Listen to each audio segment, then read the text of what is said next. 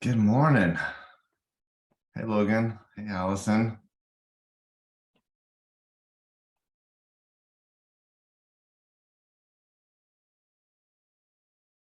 Carlos, how's it going?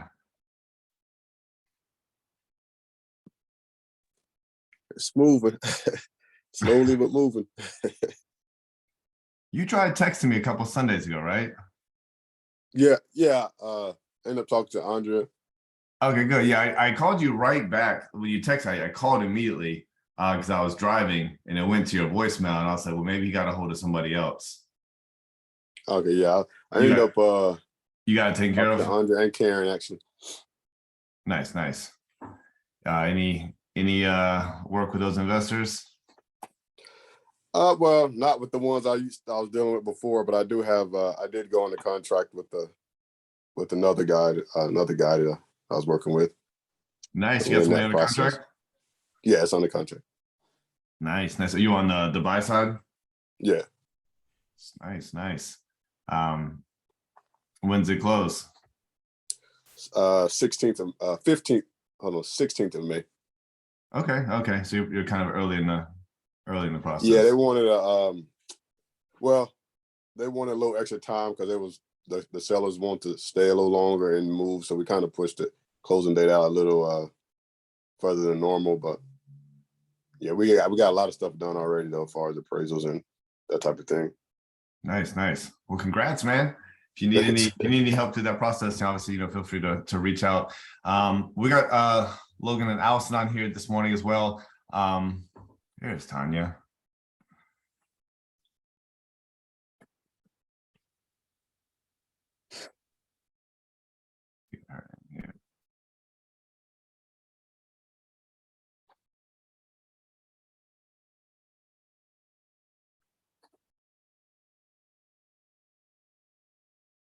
Good morning. Good morning. Sorry, I was I'm about late. to end this thing short if you didn't jump on. Everyone else on here has been through this already. Hey, I'm sorry. All right. Let's start texting Rushing. you in advance. You're too busy baking. Hey, maybe. No, I was making breakfast for my kiddos. Yes. Good. Some good news on Haynes Hall. I'm expecting 2 offers on that one this morning. That's amazing. Yeah, so you've been a good luck charm with like every one of my open houses you've done. I've put under contract. So Okay, well, if Yeah. you're looking to do more open houses, let me know. I took a listing on Thursday, and I'm hoping to take 2 more today. So I mean, if I do any open house on those, once in South Carolina. You're not licensed in South Carolina, are you? I am. Oh, that is right. You just got I licensed. Yeah. I just got licensed. Yeah. Yeah. So yeah, I might actually take you up on that. We can they'll actually be out of town. It's a beautiful house. So yeah. All right. Well, while Trisha's getting started, we'll go ahead and this is week 1. So we will jump right in. Awesome. Thank you. All right. So Tanya, it's pretty much just me and you. Carlos has been to this a few times. He likes to listen in. Logan and Allison are new with the company, but very, very experienced. So, and Trisha, she's experienced in Florida. She's just got a license in North Carolina, but she's done a lot of real estate in Florida. So she's gonna be kind of going back and forth. But this is Rev Up Week 1, Module 1, and I think you started at what, 4 or 5? 4. Okay, so you got this 1, 2, and 3 to go. So I only got you for 2 more weeks. So ask as many questions as you can. So this is kind of just at the very beginning. This is a GPS, goals, planning, and systems, which you've probably heard. A lot of the stuff we're going to go through today, you've probably already heard because you kind of started at the back end. But today's daily affirmation: I am the architect of my life. I build its foundation and choose its contents. Yeah. Do you have any affirmations you like to use? You have a daily baking affirmation? Daily baking. I don't know what my affirmations are. I just stay positive, I guess. It's gonna be a good day. Best day ever. Literally the first thing on here, right? Positive mindset. Yes. That is what it takes in real estate. So we're going to go through some of the stuff, your mindset, the tools that you're going to use, thinking like a business owner, books, your goals, budget and productivity. Andrea does this on the week one with me a lot, this module, because she's the queen of time blocking, and that's what she does. And I think once you become successful, you realize that time blocking is one of the most important things you can do, right? Just like I know you time blocking on Saturday mornings for baking, right? That's what you have set up. You know, I mean, for me, my mornings, you know, especially like 9 to 11 is my time blocking for blasting the phones and prospecting, right? Mm-hmm.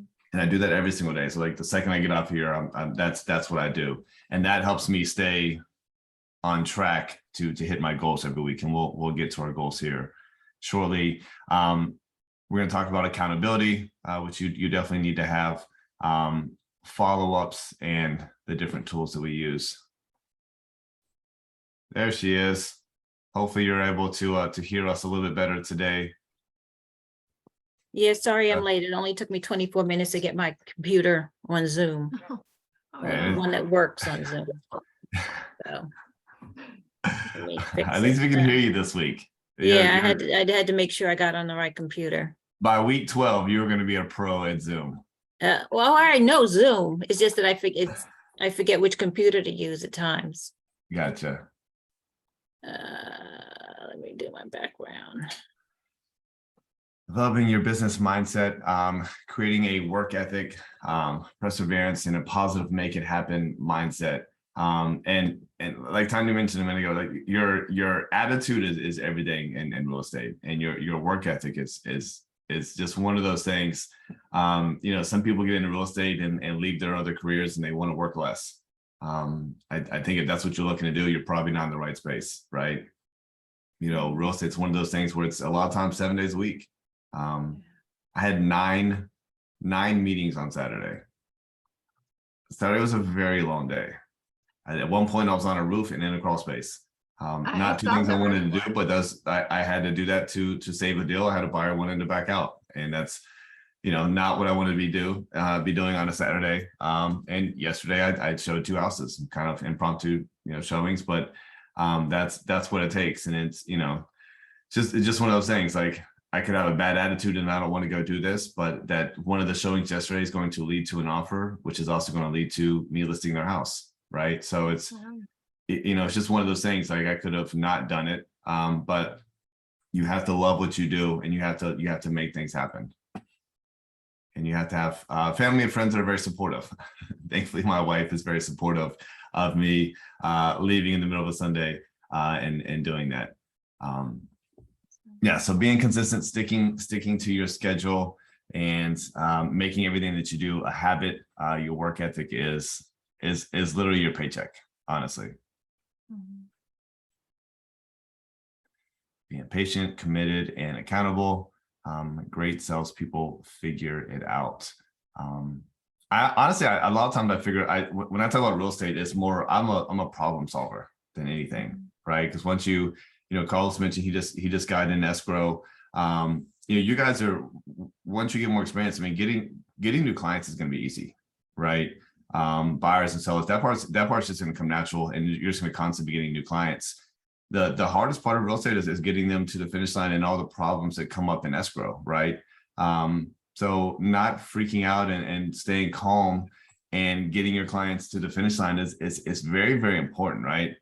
Mm-hmm. So great salespeople. You could also take out salespeople. Great agents figure it out, right? There's always another solution, right? So just because something bad happens, the one I went to on Saturday, for example, they had 12 inches of rain, of water in the crawl space, right? And they wanted to back out. And instead, we put a sump pump in, got it working, got it cleaned out, and went back out there, and the deal's together. And today's end of due diligence, and we're going to move forward, right? So there's always an answer to everything. You just have to be calm and set those expectations for your buyer or your seller client. Mindset. And Tanya, I feel like you are a very positive person as it is. So I don't think you need a lot of mindset coaching here. Take responsibility.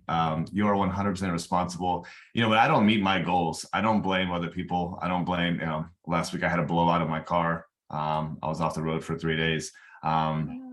I didn't blame that for not hitting my goals. I don't blame anyone else. I don't blame the fact that the Hornets didn't make the playoffs, or all the other stuff that goes on in your life that you're not happy with. Like, you're 100% responsible for your business, and you have to focus on that, and you have to check in with yourself and make sure that you're hitting your goals, because you're the only one that can do that. And often during our Wednesday trainings, about every other month, we do accountability partners. And that's great. It's you should always hold yourself accountable, but having someone else to check in on you is good as well. So, find another agent that's, kind of in the same place you are, and check in with them weekly. And that will keep you focused, because every time you touch base, you're going to want to give them something that you did, right? And then they're going to want to give you something that they did. It is very helpful. Clients first mentality. This is what makes agents stand out, right? Like, when you talk to a lot of clients, they've oftentimes had bad experience with other agents, right? And it's because they weren't put first in that situation, right? They never got feedback. They never were able to get a hold of their agent. For you, putting your client first and everything that they want, you want to make sure they get it, with, making sure that their expectations are in check, right? But you want to put them first. It's not about you, it's not about your time. It's not about you having to show a house at 7 o'clock on a Friday night. It's about what's convenient for them, and making sure that they're happy. And that'll go a long way and get you guys a lot of repeat business. I'm not going to read all of these to you. These are some dudes that you should do in real estate. Obviously, be honest down here. If you can see my mouse, being honest is huge. For me, this is me. I am confidence.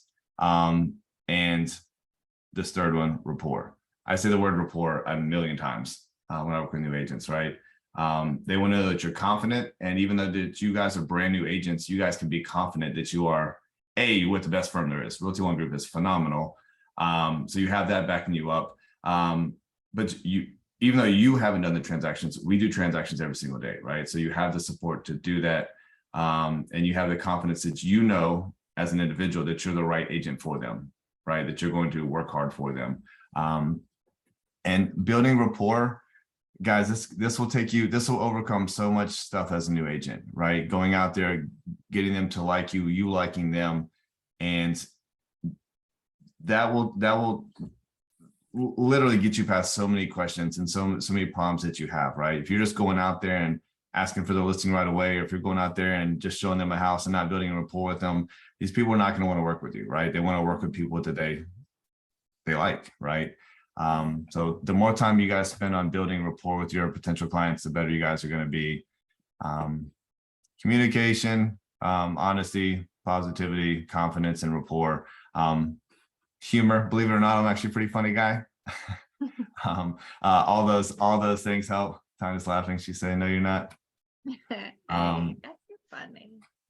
Don't put the competition down, right? That's a huge thing just in sales in general, right? Like it's I think so tempting for new people, like, this company sucks, they didn't sell your house because of this. Don't do that, right? It makes you look desperate. Ask the client why they think their house didn't sell. Let them tell you why it didn't sell or what reasons. But you shouldn't be the one speaking about other companies like that. Nor are you supposed to be doing that as an agent, right? You should not be talking about other agents. So definitely don't do that. Don't lose your cool. Believe me, you guys will get into escrows and things are about to close and something happens at the very end and you want to freak out on your client or the other client. It is not going to help. And it will cause you to lose your license. Don't sell desperate. I think that one's big. It's on here twice for some reason. Both of these are, so I don't know why. But don't sell desperate. Yeah.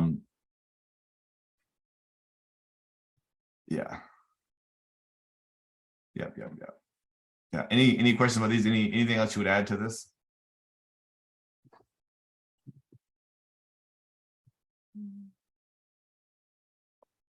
I'd say don't drop the ball. Yes. You know, like you're going, and then you start kind of just giving up. And Yes, like, it is. like you're showing 15 houses and they still don't want to, they haven't found the right one, you know? Yes, you definitely have to stick with it, because that will happen, right? And there are also times where they're seeing that many houses, and some of that's on you, right? Maybe you're not pushing them to, when they find the right house, to pull that trigger. Because some people would just look out the process forever, right? So sometimes it is your job to push them to do that. Visualization. Are you big book readers, podcasts? I love books. Yeah, I thought you might be a big reader. Yeah, I've actually got a new book that's called Ninja Selling that I just got last week. You have that one too? Yes. Yeah. Have you started on it? I didn't yet. Tony got it to me last week. Yeah. I haven't started either. I've heard good things. I know some people that have read it before. Whatever gets you guys in the right mode, the right focus to be productive. But reading is definitely a good way to do that. Kind of talked about affirmations earlier. I know you said you're not a big affirmation person, just being very positive. I'm kind of the same way. I don't write down affirmations daily, but if that's what keeps you positive and focused, by all means, do that. I just wake up and smile on my face every day. So not gonna read these affirmations to you. Setting the stage for success. Yeah. Again, we've talked about a lot of the stuff, but a lot of the stuff is pretty normal, right? You've already done a lot of stuff. Obviously, you guys need a computer, stamps. I don't know that you need stamps quite as much anymore, but some people are still doing mailers, which is a good way. Have you gotten a name tag? I do. Good. Okay. And you've got business cards. I've seen those. Internet, printer. I mean, the basics. A vehicle in good condition, it's clean, is very important. So these are some of the basic stuff that obviously you need. Knowing your market. Do you spend much time in MLS each day? Do you often look at what's active and what's coming out?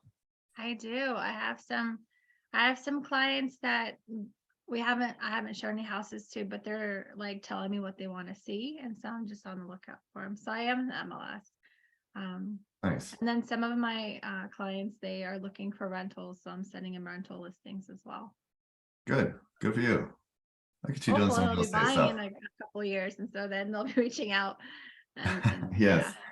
Yes, it's all good. It's all good practice, and it's all relevant. So again, you're going to need clients in 2 years from now too. So those people will remember and appreciate you for helping them find a rental.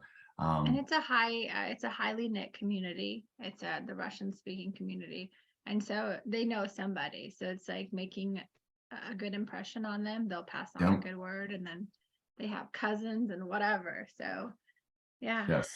Yes, you're already thinking bigger picture, and that's why you can't ever lose your cool. You want to make sure that every single client that you get loves you and appreciates you, because them sharing your business is how you grow, right? Year 1 and 2 is a lot of grinding, but hopefully year 3 and 4, you're getting a lot more organic business from people that you've already done with, right? So your job can get a little bit easier, but it only does that when you are making good impressions. So knowing your market, making them bread, that makes it easy too. I unfortunately don't have the benefit of the ability to do that, but yes, if I did, I would be making bread for every potential client. I'm telling you, a lot of my bread clients are calling me about housing questions and stuff, so real estate stuff. So I'm like, okay, let's do it. And if you go on a listing appointment, you could just write their address on a piece of bread, and that would be a good little. I've legitimately made a picture of a house before on bread too. So that was, it turned out really cool. I like it. Just stick your business card right on top. No, I wear my ISIL Houses hat. Did you see my ISIL Houses hat? Yes. I like it.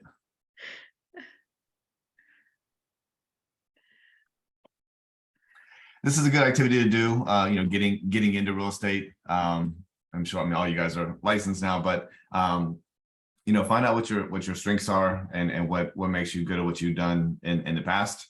And those traits will typically carry on to what you do here. And then, also kind of figure out what your weaknesses are and how you can get better on those. I'm not going to go into all of those. But real estate it is running a business, right? And it is very much how you run your business is the success that you have. So you really have to spend a lot of time focusing on, we all work for Realty One Group, but you're all individual agents, and it's all your book of business. So that's how you need to run it. And we will go as we go to the next module 2 and module 3, get into a lot more of how to do that. So we have individual trainings for this as well. Those are usually Wednesdays in person. Have you ever done a business plan before? I did it with Andrea. Gotcha. Yeah, I I figured you'd already done this one. Yeah. So yeah, a lot of stuff you've probably already done a lot of stuff that's in module 1, but writing a business plan is very important, and writing out your goals. Mm-hmm. I know you've already done a lot of this stuff. I know you've already got a mortgage person with Tony, and I'm sure a few other people. And as you go, I don't have a home warranty, and I don't have a transaction coordinator. yeah. So we definitely have connections on both of these. Yeah, as you go, I mean, you'll have 2, 3, 4, 5 of each one of these in your pocket, right? And I do think that the mortgage person is one of the most important people, because as you're meeting with clients, letting them know that you have someone that can help them out with their mortgage, even though maybe they're already pre-approved with their local bank, or they've already went online to Rocket Mortgage.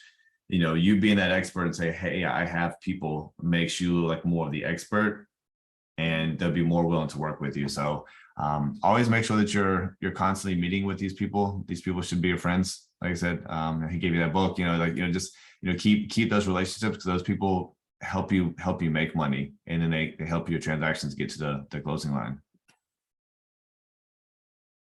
He's on my baking list too.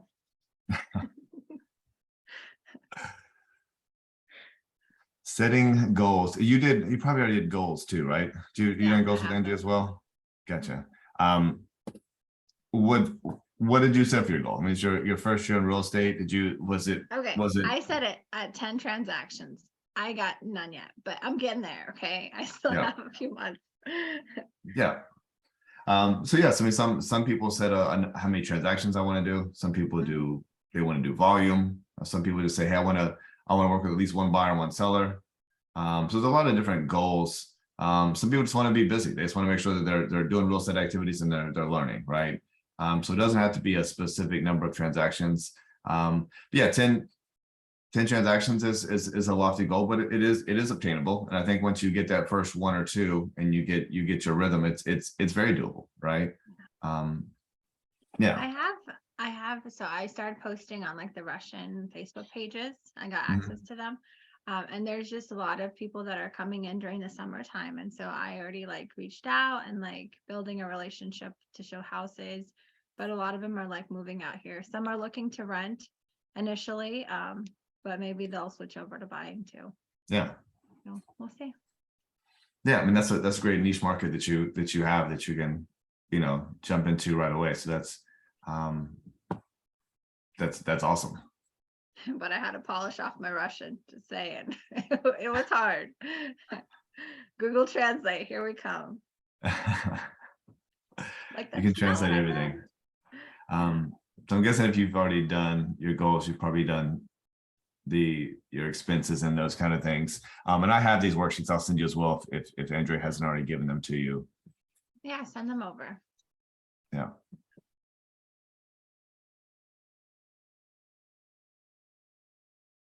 Right. So this is what you said you already did. You set yours at 10 transactions. Mhm. What's your average going to make, and then that's how you kind of break down what you want to set yourself at. So I'm not going to go through all this with you again since you've already done it. Yeah, it's a worksheet. Yeah. But again, I'll send all these worksheets over to you again, just so you have a copy of them. Thank you.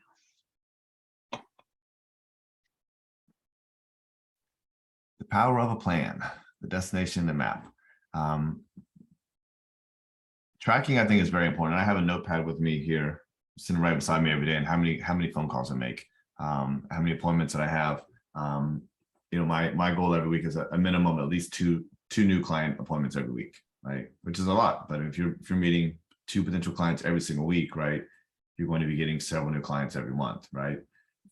So finding out what your goals are and writing them down, and then working it kind of backwards, and then keeping track of it so it's literally sitting in front of your face at all times is very helpful.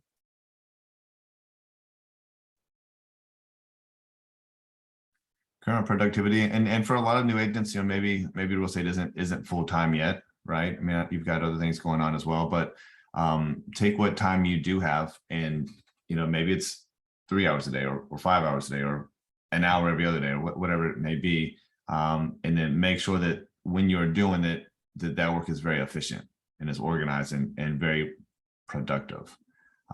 That's super important, because I'm sure we've all done this, but I mean, I could sit here and twiddle my fingers and check a few emails and play around, and next thing I know, it's 12 o'clock and now I'm eating lunch, and the next thing I know, it's time to go to the gym. Next thing I know, it's time to pick my son up, and the day has gone by you.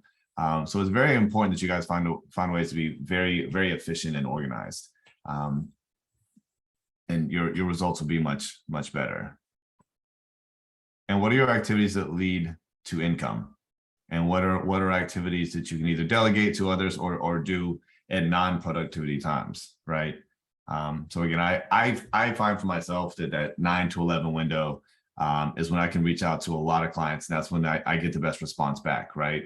So instead of me putting a listing live at 9:30 in the morning, when I could do that early in the morning or in the evening or some other time, you know, I do things that are in my most productive time that are productive, if that makes sense, right? Mm-hmm. So even though I have other things I could be doing, I do things that are going to lead to getting more business during these times. And then after that's when I do all the other stuff. And that's what I find for myself helps me keeping that pipeline, right? And that's what you want as a real estate agent, is to understand that real estate is a pipeline business, right? So you get a new client, that doesn't mean you stop getting other new clients, right? So because that client's going to be a client, it's going to go under contract, it's going to close. And what you don't want is for that to close and now you have no new clients, right? So every time I get a new client, I put them under contract, I want to make sure I have at least another client. And they're, you know what I'm saying? So now this one goes under contract, this one closes. That way you're constantly having business. And the way you do that is by being productive during your time that you have available. Time blocking, Andrea's favorite word. She honestly, she just get a tattoo of this. It'll be great. She could just show everybody. Have you time blocked before? I do. I time block very often. I have to. I mean, I'm running a few businesses at the same time. Yeah. And homeschooling. Like, I need to dedicate time. You need to time block some time off. Hey, who needs that, right? Okay. No, I love what I do. I wake up at 5 in the morning. Yeah, it's lots of time blocking. That's amazing. Trisha, is this something, and Carlos, is this something you guys do, time blocking? Yeah, I kind of just do it naturally. You know, I still do another little gig. So I have like certain hours throughout the day where I just do real estate. And then towards the evening, I got another block of time that I do real estate as well. So it's kind of like time blocking. Nice. Gotcha. Okay, I got your message as well. Nice. Yeah, I mean, and everyone time blocks in those different times. Just because I do 9 to 11 doesn't mean that, you know, like she said, Trisha's 4 to 8, which is also a great time. That's when people are getting home and they are available. Yeah, I mean, to find out what works best for you, and doesn't mean you have to time block at the same times every day, right? You know, a lot of people don't do anything on the weekends. I find the weekends are super productive, right?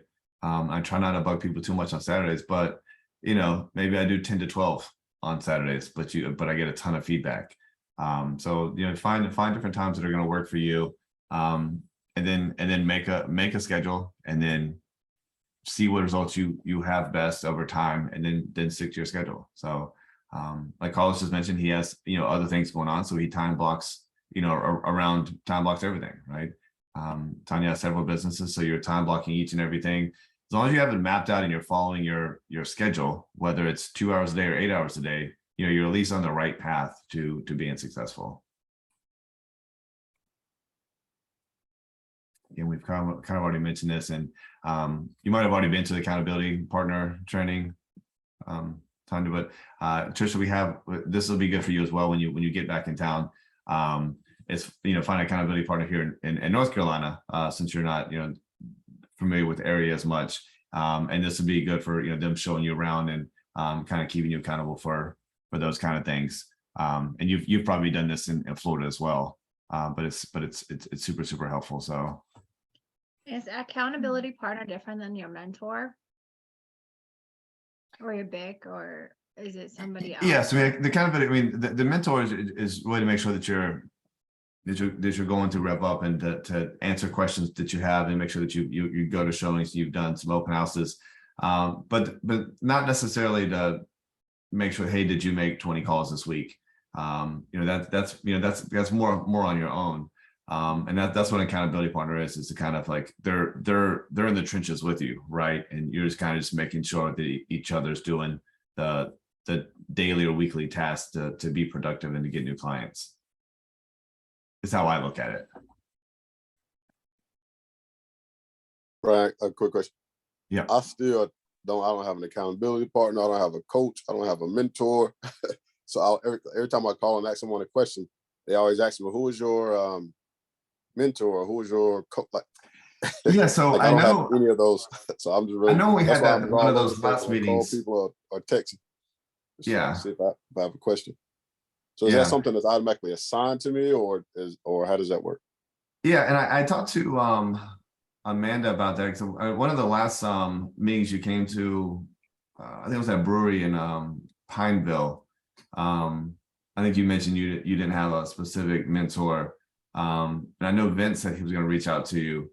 Oh, well, okay. So is that the same? Vince did reach out to me. There was more or less like joining his team. Like if I'm not on his team, then Gotcha. then there's nothing. Like I haven't heard from him since then. So it wasn't Gotcha, really gotcha, about being my mentor or coach or anything. It was just basically signing the paperwork to be on his team. Then I'll just basically being under him on his team or whatever.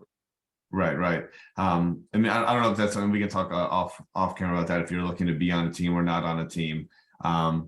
But yeah, if you're wanting to be, have a mentor assigned to you, we can definitely do that, because if that's something you're wanting, you should definitely have that. Because you had came in and you had done several transactions previously, if I remember correctly, right?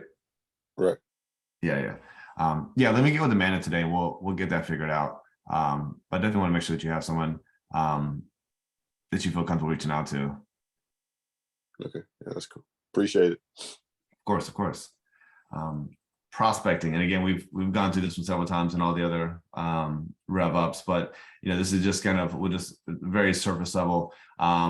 You're prospecting your circles of opportunity model. When you begin, you're here, right? You're in the very middle.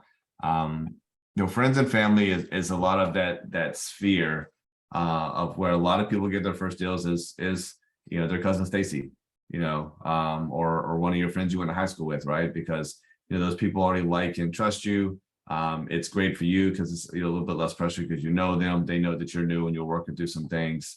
Obviously past clients isn't going to be out the gate because you don't have any clients yet. But yeah, this is a great place for new agents to start, is their friends and family. And again, Tanya, your social media is better than mine, and you just started. So I need to be taking a lesson for you, but the amount of like posting and sharing that kind of stuff is a great way to let them know that you do real estate, and not bugging them, but constantly putting it in front of them. So when someone has that need, that they will reach out to you. And then there's a lot of other ways, social media itself, your neighbors, church, your community. Tanya, you have several other businesses. I mean, that's a great way for you to get in front of other business, right? Like I know I keep mentioning the baking, but what a great way to meet other people and oh, by the way, I also do real estate, right? So my baking clients are amazing. They're like, they own restaurants and all this stuff. They're really cool and they're really plugged into the community. Yeah. So building your network is everything right now, right? So I think you're way ahead of the curve as far as doing that. So you're definitely on the right path. And then outside of that, you'll dive in. We talked about this a few weeks ago, like cold calling, sign calls, farming different neighborhoods, ads in your website and things like that. So these are all things that you'll definitely be adding back in May 13th. Oh, that's the drive, Trisha. That is a drive. I've made that drive quite a few times. Not too bad. We kind of went through all this stuff. I'm not gonna go to each one of these things. And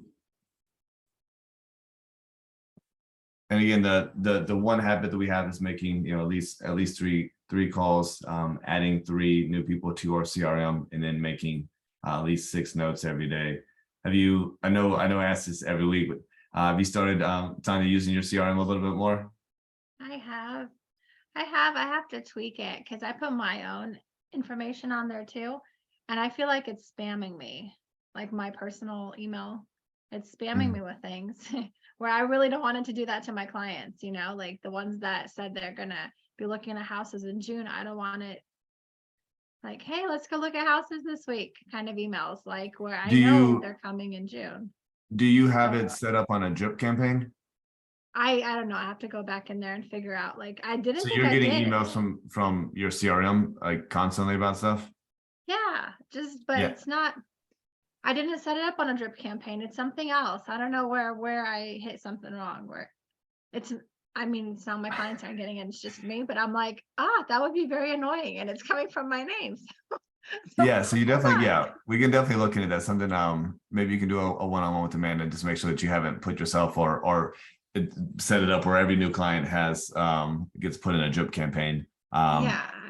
I thought there was a different category for drip campaigns. I didn't know that I put myself in one of those. Yeah, which you definitely. I mean, I've done that before. I had a client who I've known for several years, and I've sold them several houses, and I actually put them in a new client like buyer drip campaign, and they were like, "Hey, Brian, like, I love you, man, but stop sending me these emails," right? So, let's make sure that the CRM is set up so you're not doing that to other people.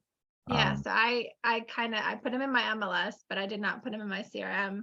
A lot of my clients, because I'm not sure what exactly they're going to get, because I didn't think it's doing something funny to me personally, so I have to.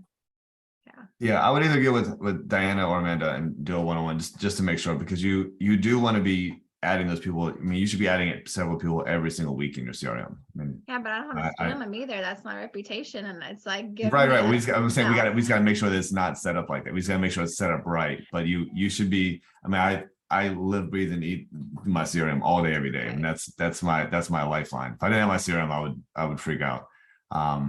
You definitely don't want to be sending crazy emails every single day. So we'll get that fixed.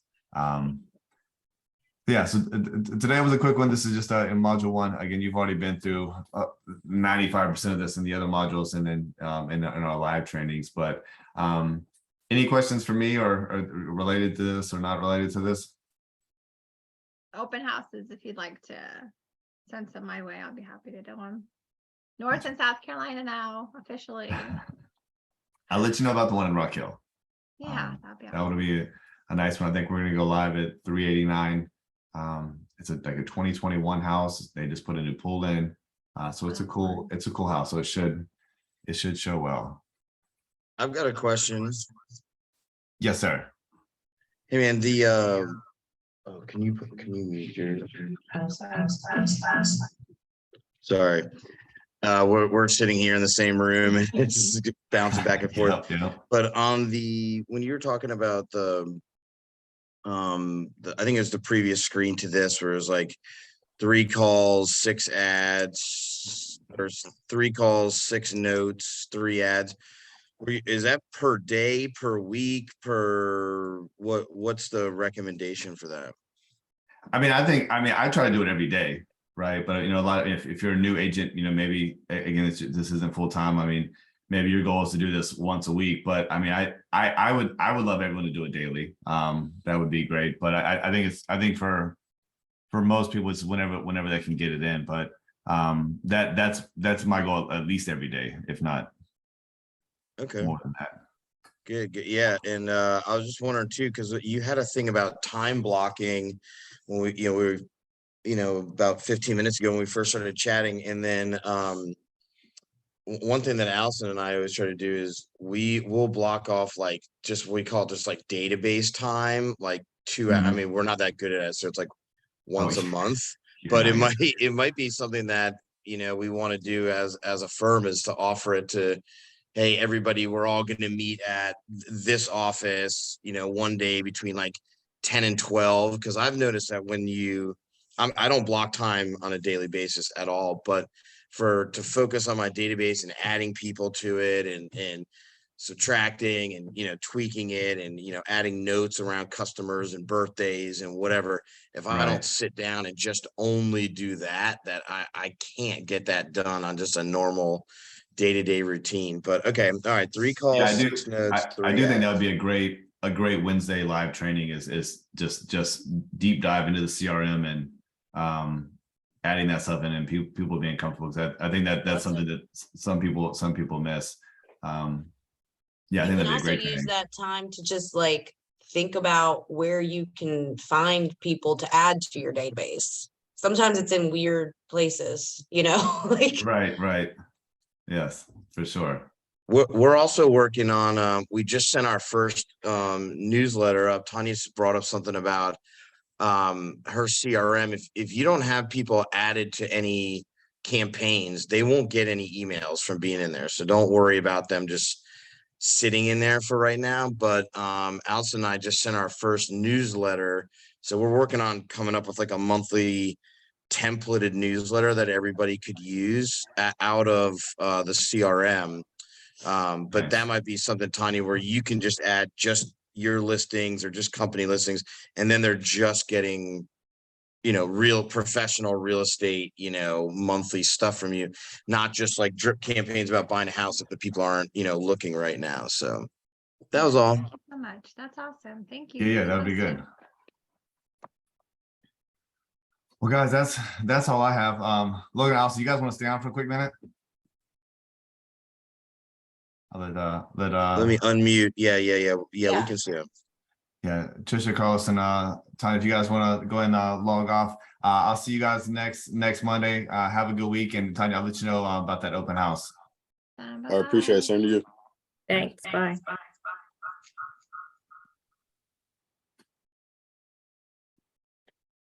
I may even get on my video. Ooh. Hey. Hey, guys. Hi. You guys. Logan, are you